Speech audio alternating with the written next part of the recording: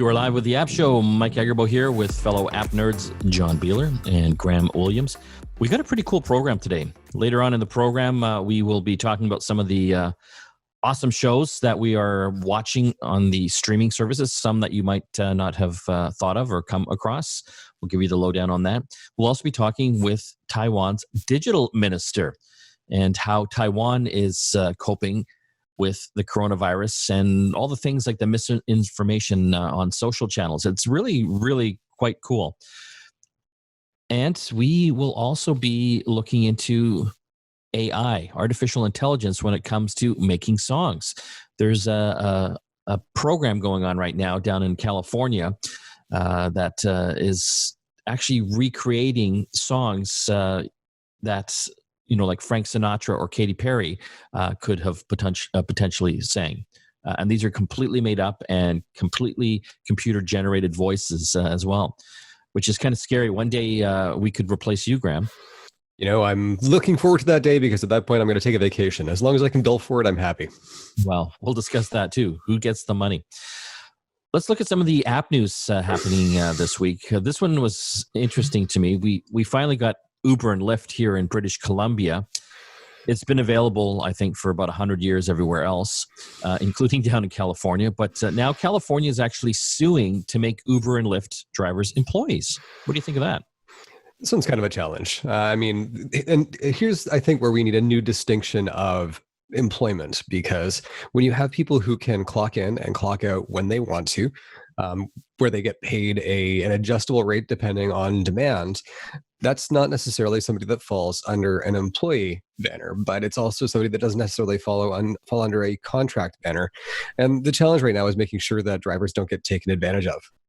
And I think for drivers out there, you know, a lot of people that you speak to, when you take a Lyft or you take an Uber, you know, how do you like it? I love it. And, you know, it gives me flexibility, it gives me all of these things. So I think there's a certain class of driver out there that does not want to have the additional responsibilities that come with an employee, but, you know, could also be afforded some of the additional protections that come with being an employee. So this is actually sort of that middle ground that I think California is falling on the side of, well, this is how we've always done it. And Uber is falling on the side and Lyft falling on the side of, this is the way that we want to do it. And in the middle is that middle ground of, this is how we should do it. Well, it's interesting. They're trying to obviously create some ground rules and protections for these workers. And, you know, a few of the issues would be things like sick pay and overtime pay. And to your point, Graham, overtime pay is basically, you know, if you work more, you get typically more rides and you make more money. Yeah. I mean, the danger is obviously like people overworking themselves. I don't want a driver on the road that's going to be on for too long. And I think they actually have protections inside the app to make sure that people don't overstay their shifts. The sick days is an interesting one because, you know, if you're not clocking in as an Uber driver, you're not making money. But if you're not clocking in, you're also not available to the company as a resource. So there's sort of, again, that sort of middle ground. The challenge here is obviously, like in Canada, we don't have that level of pre-supplied paid sick days. That's something that's supplied by your employer. So forcing the employer to handle that is one option. I kind of fall back on this, you know, here in Canada, which is, we could actually have a social safety net that says, as employees, you could be afforded a certain amount of sick days, and then it's not connected to your employer, which could actually be a good way of going about it. The overtime pay, though, concerns me. I get what they're trying to do there, but does that also start infringing on the safety of the ride and the drivers? Like, if you make it so that these drivers get overtime pay if they've driven for like 8 hours or more, I think that would cause a lot of these drivers to stretch to make the 8 hours of driving to get that overtime pay. And we have seen that, you know, tired driving is almost as bad as drunk driving. So to your point, wouldn't want to see it happen. Yeah, it's kind of an interesting issue. Also, Airbnb laying off 25% of their staff. John, are you heartbroken? No, but we were talking about this before, and you know, it's kind of interesting that a big company like Airbnb that has a pretty big war chest needs to lay off their staff. during this downturn, I guess, if you don't want to call it that, because no one's really traveling right now. And it's just a question of what is going to happen when things do pick up again. Are they going to be rehiring, or are they going to be restructured out of a job, basically, because they've found some efficiencies from, maybe a top heavy company to begin with. So, it's tough, but also, I think, like Graham said, we're looking for the tiny violins. Well, Airbnb apparently is saying that their revenue is down by half, and they will be laying off 1,900 employees. They currently have 7,500 employees. I guess one of the things I was amazed about, they're still making that much revenue. Like, who is staying in Airbnbs right now? Are these the trap people out in the world that can't go back home? You know what I mean? Like, the fact that there's still 50% of their business is going. I'd be interested to see like how many are actually like longer term Airbnb rentals. Yeah. I have a few friends that's what they did. They were digital nomads, and they would just move to a country for a month in an Airbnb because they got a better rate, and then they would just country hop basically every month. But John, to your point about some of these companies cleaning house, I think we're going to see a lot of that. I don't think a lot of these companies are going to admit it, but it is a good opportunity now. If you wanted to let go of some people that you didn't want anymore, this would kind of be an opportune time. Or a really insensitive time. Well, no, it totally is an insensitive time. That's why I have trouble with some of these big corporations that have billions of dollars in their war chest. Can't you be good corporate citizens and keep these people employed? Yeah, and definitely we've seen a few companies that have done that, and they've made some very generous offers to their employees, even if their employees aren't even working for them right now. They basically paid their salaries while they stay home and shelter in place, or whatever, depending on the country or state, province that they're in. But obviously, not everybody can afford to do that. So it's definitely an interesting time for all this type of stuff. And but yeah, that's been my theory all along, is that this type of pandemic is going to make some major changes to how some of these companies operate and how they're structured, because they're finding a lot of efficiencies now from the working from home stuff. So, even things like, how much office space do you need when half your staff is working from home now and quite comfortably working from home? This is kind of interesting because I think it could be something that does stimulate another tech boom. If you do see tons of talented employees that are cut loose, we should be looking to, again, our governments to see if we can actually get some stimulus going for some small businesses. This actually reminds me of a really great story where a company called Chalk Media once fragmented and turned into a bunch of companies. Mike, I think one which you founded. So worked out for me. Worked out for you. Let's look at some more app news here. This was, I thought, very cool. With Apple in coming up in some of their latest updates to iPhones and also their watch, and I think it's iOS 13.5 and watch operating system 6.2.5. I don't know how they come up with those numbers. It's a feature that will automatically send your medical ID info to first responders.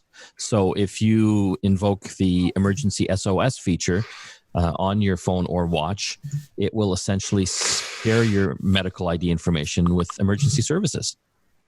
Have you guys set off the emergency SOS on your phone at all? A few times by accident, yes. It's terrifying. It is. There's this banshee siren that comes out of it. I was actually putting together some IKEA furniture, and I was smacking a piece in with my hand, and my watch thought I'd fallen over. And just that terrifying moment of, it's going to call the police. This is a great thing, though. Have you guys filled out your medical ID? Yes. Yeah. No. So you need to go into the health app and do this, but it will take everything from your blood type, pre-existing conditions, anything that they need to know about you. And so being able to send this to first responders, so when they arrive on scene, this is going to be something that saves a ton of time. I'm allergic to penicillin. Me too. And so it's not a terrible, it's not an anaphylactic reaction, but it is a reaction and something I prefer to avoid. So if I was in a situation where I was in an accident, I would want to make sure that that's not a medication that's administered to me. So cool feature. Also in the news, you guys have Tile. Yeah. Yep. Little Bluetooth trackers that you can attach to your keychain or stick on your bike. They've got all sorts of different models. They've announced a partnership with Intel to track missing PCs, and they say integrations will be coming later this year. This is great, right? Because this doesn't just help you find your PCs. This also adds a bunch of computers to the Tile network. And so everybody out there that now has a computer that's going to be activated on Tile becomes one more thing to help you locate your bike or your wallet or your keys. I have the Tile Pro, the Tile Premium, I think. Have you guys done this? Every time I walk out of the house without my wallet, I get probably about 30 meters away and I'm like, I forgot my wallet again. So I'm excited for this. I mean, the interesting thing for Tile right now is we're hearing that Apple has an internal system in place that they're going to be adding. And most of my gear is Apple, but I've been very happy with Tile right now. So I think I'm, as much as I love being in that one vertical ecosystem, I think I'm going to stick with Tile for now. Even if Apple comes out with their own. I'm going to have to see how it is, but you know what? I've got a known quantity with that Tile experience, and it's been good for me. I'm interested to see if Apple takes it outside of their devices. Like, will they create their own little tracker that you could attach to a keychain? Stickers and things, yeah. Yeah, I don't know. Okay, we're going to have to take a break. When we come back, you've got to stay tuned. We're going to be talking about Jukebox. This is an AI project that some folks down in California are doing that basically lets them recreate artists, their music styles, and even their vocals. And we'll have some examples of some of the songs that the computer has put together in the stylings of Katy Perry and Frank Sinatra. You're listening to The App Show here on the Corus Radio Network. Back after this. It's Christmas time and you know what that means. Oh, it's hot time. As I like the tree this year, will be a song. Well, that was supposedly Frank Sinatra singing a song that he never sang. We're talking in this segment about Jukebox here on the App Show. This is a really interesting project happening at a company called OpenAI. It's a research laboratory based in San Francisco, California, and they've created some software using artificial intelligence that can recreate the vocal and musical stylings of many different artists. Have you guys checked this out yet? Yes, it's a little creepy, little freaky, but kind of cool. Yeah, it kind of sounds like Frank Sinatra is drunk, slurring his words, and kind of underwater. Yes. It is really quite amazing. Like, it kind of sounds like him. And so, again, these are lyrics that the researchers and the computer have come up with, and the computers come up with the music and also the vocals as well. The fascinating thing for me here is that, this does sound like Frank would sound in a lounge. The bigger implication, I think, is for stars that are still alive. There's a sample of Katy Perry on there, which, had I not known that was AI, I would have been like, it's not her best work, but that does sound like Katy. Well, they have all kinds of artists too. Like, they've got Machine Gun Kelly, they've got Alan Jackson as well. If you like Pink, there's some stuff there. Let's see if we can punch up Katy Perry here, and I'll just quickly play her as well. Here we go.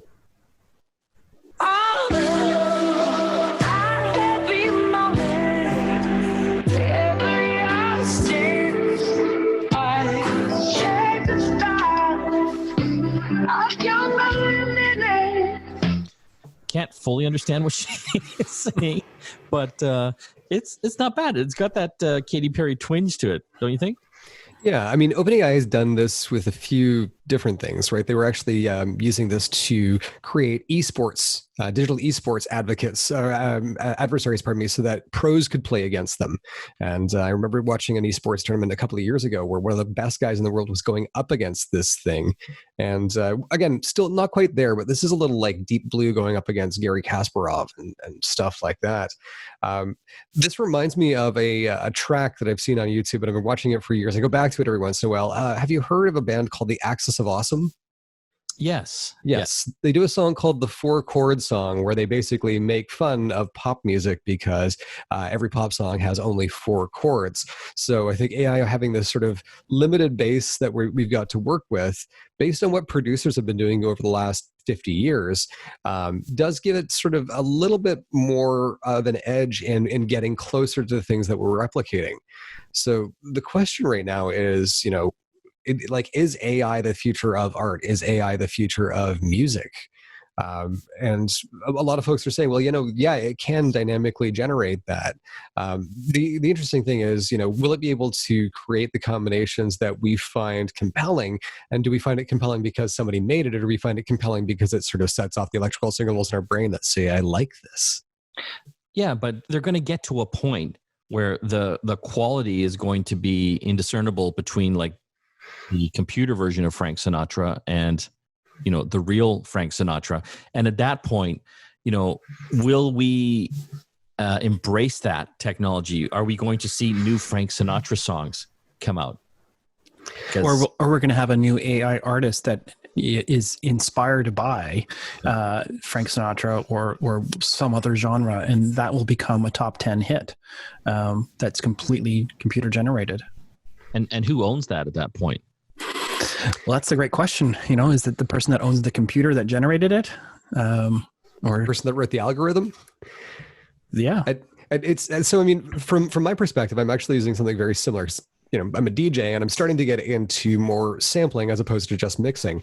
And one of the things with sampling is finding those individual tracks inside a song where you can grab those little bits, whether it's the vocal, whether it's the bass line. You can do that by mixing it with the EQ. But there's actually an AI program called Splitter, and it splits the song apart. And this is it's actually available on GitHub, but there's a website called MelodyML. And if you've ever loved a song and you wanted to hear just the vocals or just the drum line or just the synth, you can actually feed an MP3 into this. And it uses the same sort of neural networks that's developing this kind of thing to split the song into its constituent parts, basically unmix the song, undo the job the producer did. So we've got AI that's not only building new music, but also breaking our existing music back into its original pieces. If you want to check out Jukebox and some of these crazy songs that the computer has put together, it's openai.com.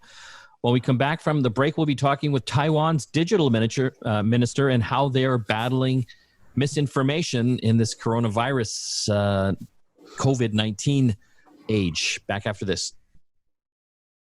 Mike Agerbo here with John Biehler. We have an interesting segment and guest coming up. As you know, most of our coverage has been around technology and how that interplays with COVID-19. On the line, we've got Audrey Tang, Digital Minister for Taiwan. And we just want to have a chat to see how they have been coping and the successes that they have enjoyed and maybe some things that we can learn from them. Thanks for joining us today. Yeah, really happy to be here virtually. You're a digital minister. Can you explain what that is? You're actually a member of the government. Well, I'm working with the government to share our experiences in the free software and open innovation communities to make sure that everybody can get access to digital services, digital transformation, and also digital sustainable development. And I wrote my own job description, and it's very short, so I'll just read it here. It goes like this. When we see the Internet of Things, let's make it an Internet of Beings. When we see virtual reality, let's make it a shared reality. When we see machine learning, let's make it collaborative learning. When we see user experience, let's make it about human experience. And whenever we hear that the singularity is near, let's always remember the plurality is here. And that's my job description. Very cool. Before you accepted, an invitation to work with the Taiwanese government, you were a programmer and a hacker. Explain to our audience the type of hacking you do and how the efforts of you and the community benefits rather than hurts society. Well, the kind of hacking that I do is called Civic Hacking. It differs from cybersecurity hacking, where the white hat hackers determines the vulnerabilities of the system and inform the system operator of it, or black hat hackers who does the same thing but use it for their personal benefit. A civic hacker doesn't find or fix vulnerabilities in the old systems. Rather, we build new systems that doesn't suffer from such vulnerabilities. And so when looking at disinformation, for example, we do not try to get into the accounts of the people who spread disinformation. That would be cybersecurity hacking. Rather, we make fun, mimetic pictures, dog pictures that shares the clarified information in a much more fun way. This is what we call humor over rumor. And when executed properly, this makes sure that everybody can laugh at a socially controversial issue and then go back to democracy. And so that's just one of the many cases where civic hacking has been successfully fending off disinformation along with many other things without resorting to cybersecurity hacking. So you're talking about misinformation or disinformation, which obviously we've seen around the world has spread so rapidly on social media, and a lot of the platforms are even struggling to keep up with that, to block out some of that. Facebook and Twitter are great examples of it. You guys have developed your own disinformation counterattack. Can you maybe explain that a little further? Sure. So the idea of disinformation in Taiwan is very well defined. It's a legal definition. It's called intentional untruths that cause public harm. So, and all of it are requisites. So if it's unintentional, as I said, it's misinformation, or it doesn't cause public harm, it only harms the image of the minister, that may be just good journalism. And so it has to be intentional and it has to cause public harm. And whenever we detect that such a disinformation is trending, every ministry is now equipped with the capability to roll out a fun mimetic message within 60 minutes. And when they do that, it's very effective. So that whenever we see, I hope that you can see my screen, something that needs to be clarified, to use the humor over rumor response system. For example, this is our premier, our prime minister, who wrote it out after an hour of a rumor that says, perming your hair will be subject to $1 million NT fine. And it not only says it's not true, it says, I may be bald now, but I will not punish people who look like my youth. And a fine print that says, what we have done is introducing a labeling requirement for hair products taking effect July 2021, and a smaller picture of the Prime Minister as he looks now, and says, however, if you do perm your hair many times a week, it will not damage your pocket, but it will damage your hair. And when serious, you can just look at me to see what would happen. And so this is genuinely funny, and everybody who shared this participated in the clarification. And so that if you search for those keywords, you're bound to find this picture and not this information. And that's one of the examples of how we successfully fended off disinformation with the power of humor. How many people do you have working for you to accomplish this?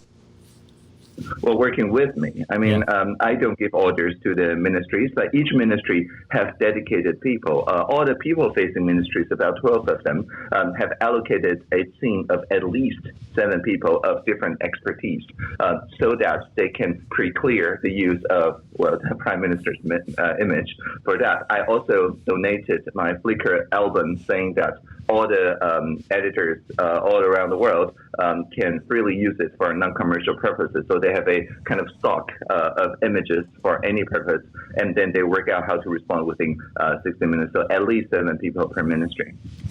How is that all coordinated? Do they have autonomy to respond to these things online, or does it have to go through one central person or group before things get posted or dealt with? One of the 7 is the political kind of delegate from the ministry, just as my office is 1 delegate from each ministry maximum.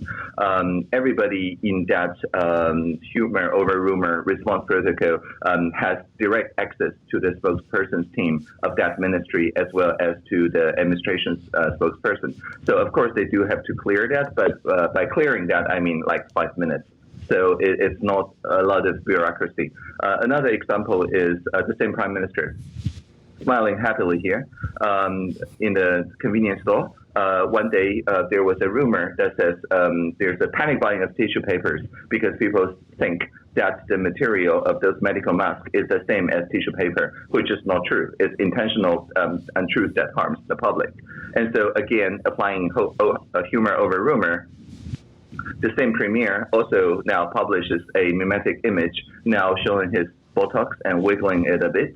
And the title here says, we only have one pair of buttocks each, meaning that there is no point in panic buying tissue papers. And then there's a table that shows the materials of medical mask is actually plastic, and it's from Taiwan. But the tissue paper, which is here, mostly are produced from South America. And so these are different, and we don't need to panic buy. And this is so effective that within a day or two, everybody stopped panic buying. And we found out the original disinformation source. It's from a tissue paper reseller. Again, a very good, interesting use of humor, but it's only useful if it's rolled out timely. That's fascinating. We're still having problems with the toilet paper here, so maybe we can get some some learning from that. You guys practice something known as radical transparency. Can you explain what that is? Certainly. So all the interviews that I give, including this one, and all the lobbying that I receive, all goes into this website called Say It. And Say It is, I think, one of the very interesting civic technologies originally prototyped by people in the UK from the My Society folks. So you can see after I become the digital minister, I've talked to 5,000 or so people over 1,200 meetings, and we spoke a lot, 264,000 speeches. And each and every one of them is kept not in summary, but in full record. So if you want to look at a specific lobbying like this, it's a meeting from the doorbell to the end of the conversation, and where this lobbyist said that they will ask the local team to prepare material and send them over to me. And I say, sure, just know everything you send my way will be made public. And in this way, although we usually, with journalists, for example, I can embargo until you publish, and there's some co-editing, but the opening is the default, and it takes time and effort if you're a journalist to go back and change some question you ask, which is allowed, but you're not allowed to touch my part of the conversation. And so I apply this also to the internal meetings that I hold with internal stakeholders. And so this makes sure that everybody who interviews me, who lobbies me, who attend the meeting that I hold, understand the context, the why of policy making, not just the what of the policy that's introduced because of these meetings. Contact tracing is a big thing for a lot of countries. Some are doing it very well. Some are doing it okay. Some are not doing it very well at all. We've seen companies like Google and Apple now entering into agreement to provide contact tracing services through their smartphones. Is this something that could help Taiwan? Like, what have you guys done technology-wise to do the contact tracing for the virus? Yeah, we've done a lot of contact tracing, but we did not do any app-level data collection. Basically, we do not collect extra data for countering COVID whenever and wherever we could. And so what we have done instead is that we do testing on the borders. So Taiwan being a bunch of islands, it's impossible to accidentally stumble upon our border. And so now if you visit Taiwan, well, you first have to be a returning resident and have a really good case for visiting at the moment. If you come from a high-risk place, then entire airplane or the passenger from a high-risk place goes into quarantine, and the quarantine is provided by top hotels, and we make sure that we thank you for the 14 days of your effort and pays some 30 euros per day stipend and so on. But if you break that home quarantine, it's 1,000 times that fine. But in any case, so what we have done instead is that we control this at the borders with quarantining, and we use something called a digital fence, meaning that if people break out of their quarantine with their phone, then a automated SMS message is sent to local household managers and police so that people can see what had really happened, and we keep people within quarantine using this way. Of course, if their phone runs out of battery or stays for too long without moving or answering messages, the same thing happens. So it is some encroachment on the privacy during those 14 days. But we do have a constitutional court ruling during SARS and after SARS when we did a recap that backs this up. And so because of that, we had not had to use any app level tracing because we've never entered lockdown. There's only like 400 or so cases, and we know the contact history of most of them, and all using traditional interview methods and so on. And we've not had any closure of schools or anything like that. So we're not at the stage of community spread, and it's been almost a month now with no new domestic confirmed cases. So there's a little need for those Bluetooth-based tracing apps. You also did something really interesting with how you were managing the supply chain for masks using technology. Can you explain that? Sure. So at the very beginning, the medical mask, everybody wants to buy it because in Taiwan, this is very interesting because it's a signal that I'm taking proper care of myself. I'm wearing a medical mask to stop my hands to touch my mouth. I'm wearing the medical mask to show that I know proper hand sanitation rules, which has its own mimetic packaging and a fun lyric at that. But in any case, it's a sign that I'm protecting myself. But as all of us know, it primarily protects others. But because of that, the social pressure works in a kind of selfish way that is also pro-social. Because if you show up in a gathering of 50 people, but only 5 people are wearing medical masks, they can apply social pressure, reminding the other 45 people to take care of themselves. But actually, they protect those 5 people. And so this is very effective. But because of that, there was very confusing accounts of how many masks are there and things like that. So because of that, there's a civil society, a civic hacker, someone who writes for the public benefit software programs, who did a map that shows all the availability of masks in convenience stores. But the convenience stores very quickly run out of supply. So we started rationing it out through the pharmacies. And to the more than 6,000 pharmacies, they receive a fixed amount of mask every day, and they can sell it to anyone presenting their national health card. And we have also a single-payer national health system here, so that everybody who show their card can collect at the moment. If you're an adult, you can collect every 2 weeks 9 medical masks. If you're a child, every 2 weeks 10 medical masks. And you can see that the stock level of that pharmacy on your phone depleting by 9 or 10 on the adult or child column every 3 minutes.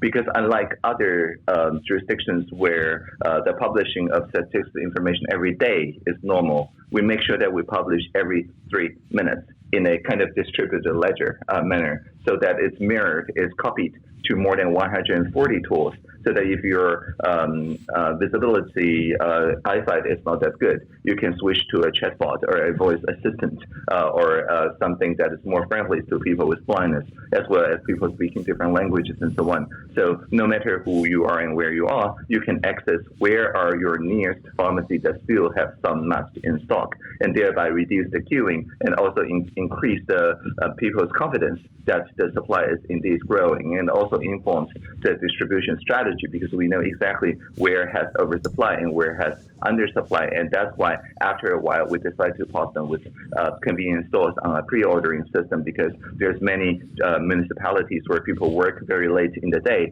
and therefore will miss the mass collection because they work longer hours than the pharmacist. And that is, again, a case of evidence-based policymaking. So you're telling me the convenience stores update this chart by the minute, like not daily? The pharmacies, because the convenience stores are operating on a pre-ordering basis. Yeah. So you take your card there, you swipe, and then you receive the mask a week or so afterwards. Got it. Okay. And so there's no stock level. But if you really need it now, like if you start developing symptoms and things like that, you can just go to your nearest pharmacy and collect the mask. And then they have to and put it on and go to a clinic or something. And it's a rational thing to do because of the universal health care coverage, 99.99%. Everybody who show any symptom, COVID or not, will get treated fairly and without incurring any financial cost other than the €5 of the registration fee on the clinic. Definitely could learn a few things. We're talking with Audrey Tang, Digital Minister for Taiwan. I want to thank you for joining us today. Thank you. You are back with the App Show. Mike, Graham, and John here. One more segment, and we're going to talk about some of the shows that we're streaming at the moment. John, what's your favorite happening right now? Well, this past week was Star Wars Day, and Disney released Disney's Gallery, and it's basically the behind-the-scenes documentary about how The Mandalorian gets made. And it's a really fascinating look at the process they went through to sort of reinvent how they could do a Star Wars live-action show. And they have a whole bunch of directors, one for each episode, and they all work together on their episodes, as opposed to being, flown in just for their one episode and then out. They all have this cohesiveness that it just isn't there on a lot of other shows, and it's basically a roundtable conversation that Jon Favreau, the producer and writer of The Mandalorian, sort of has, where he introduces all the directors and sort of what they're bringing to the table. And it's a fascinating look at how they've made The Mandalorian. And it's episodic, so there'll be 8 episodes and one a week, I believe. This is a dream. This is cheap content for Disney. Yeah. Somewhat.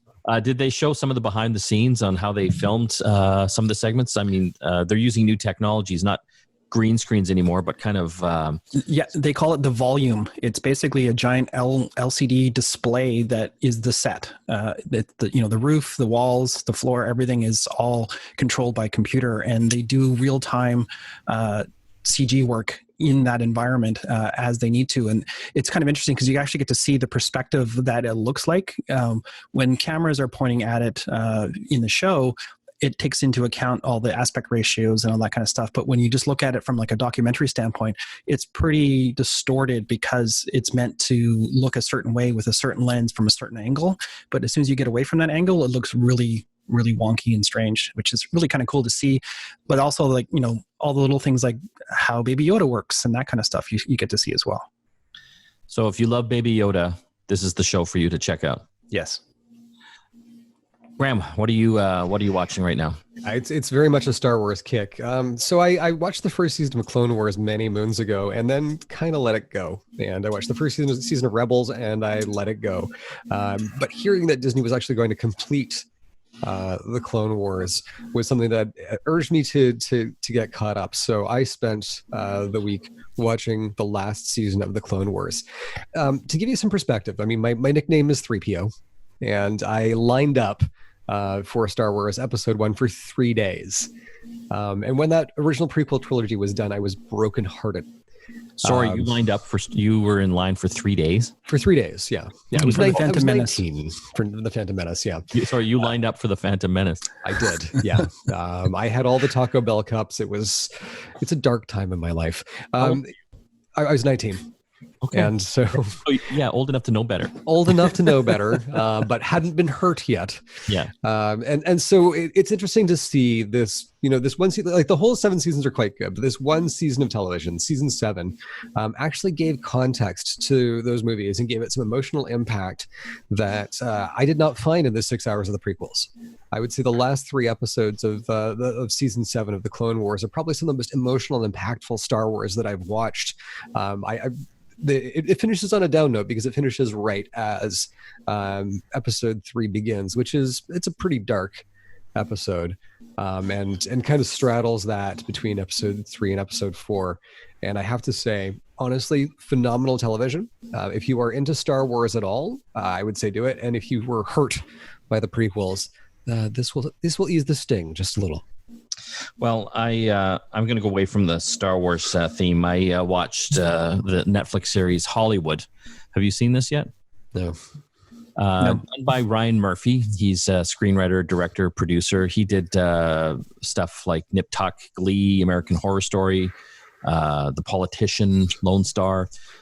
So he's done quite a few series. So this is a take back on Hollywood of 1947, 1948, and kind of a revisionist history. A group of kids get together to kind of break the Hollywood system. So it was really well done. I didn't totally buy into the revisionist part of it because it kind of negated, the strides that a lot of, racial minorities had to make over the years. But it was well done. So I encourage you guys to check it out. Again, Hollywood. That's all the time we have left. If you want to see more of the show, we actually video podcast it, including also our sister show, Get Connected. And you can go to our website, getconnectedmedia.com.